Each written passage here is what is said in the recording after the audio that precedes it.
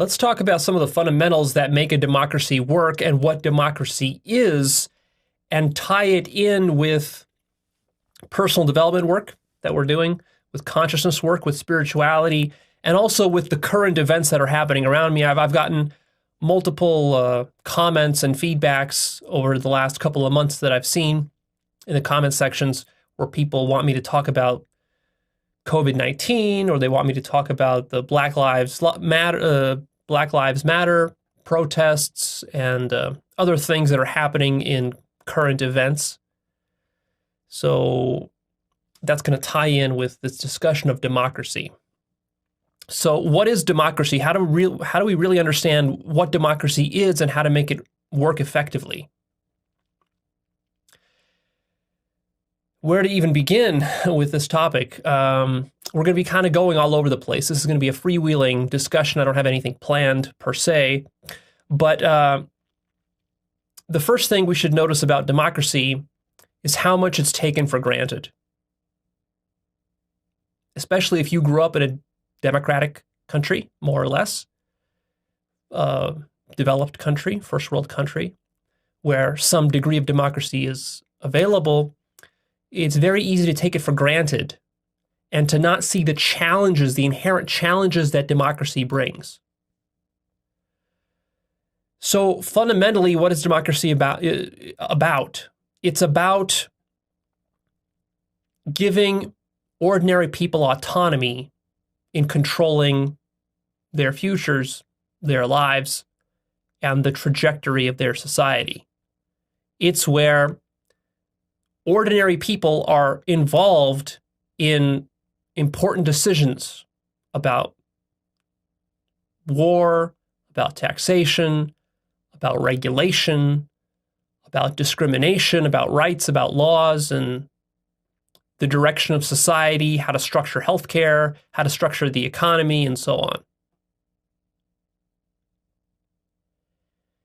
And people, we just sort of assume that, well, democracy is just sort of like the default state, and it just works.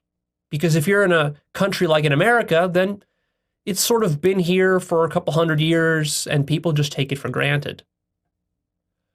And then also, like when we look at other countries, less developed countries, third world countries from America or from Europe, we look at those countries like Iraq or perhaps China or perhaps other places in the Middle East or in South America or something like that, where there are dictatorships and autocrats and tyrants and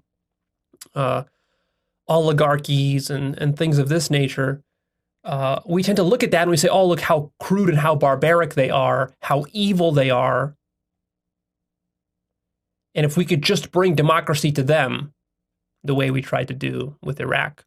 But then, of course, we see the problems and the limitations of what happens when you do try to bring democracy to the Middle East, to places like Iraq. It doesn't work. So why doesn't it work? And we also have negative stereotypes about what autocracy and tyranny is sort of baked into our culture, like, oh, well, tyranny is wrong and evil. And then we look at people like Hitler or Stalin or Mao and others like that throughout history. We look at them as emperors and tyrants and dictators, and this is supposed to be like bad stuff. But have you actually ever wondered about why autocracy is so prevalent throughout history, and still is even now in the 21st century? There are still many dictators and tyrants around the world in various countries. Why is that? If dictatorship and tyranny and authoritarianism is so bad, why is it so popular? I mean, wouldn't it be obvious that like people in Iraq would just automatically see Saddam Hussein as a bad person and overthrow him? Wouldn't that be the obvious thing that happens?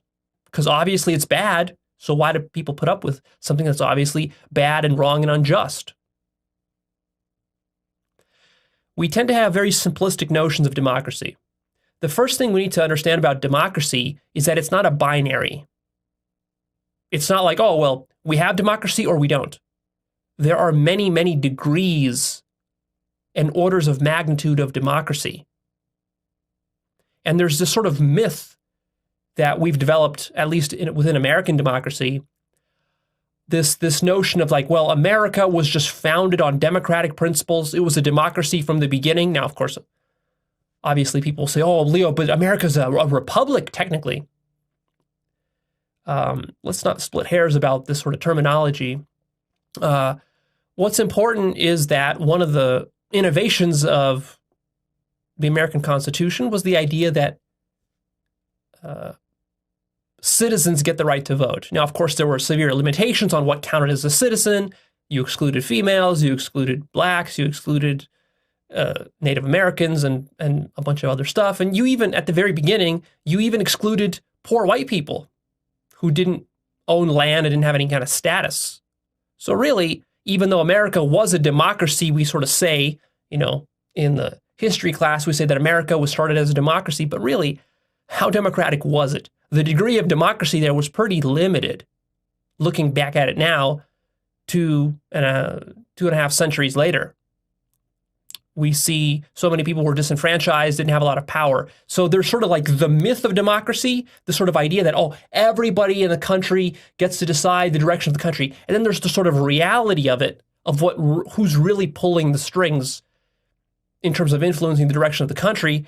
And the reality of it is that it's a very select group of elite people who have status, power, a certain position. Usually they're born into a certain class, even though there might be official classes, but basically the people who run the show are a pretty small segment of the population.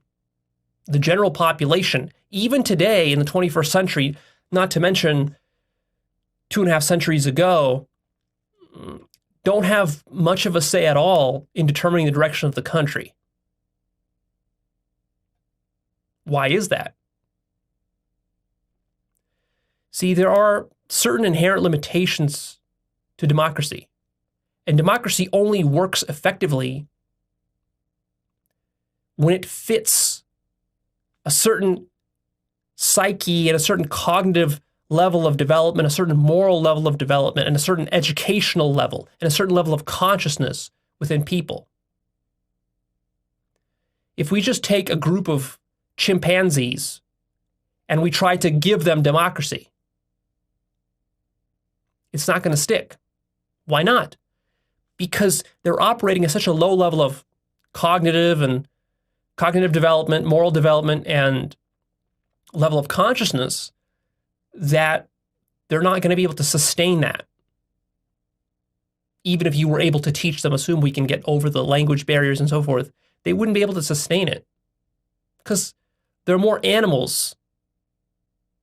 And as animals, it's hard to sustain democracy within a society of animals.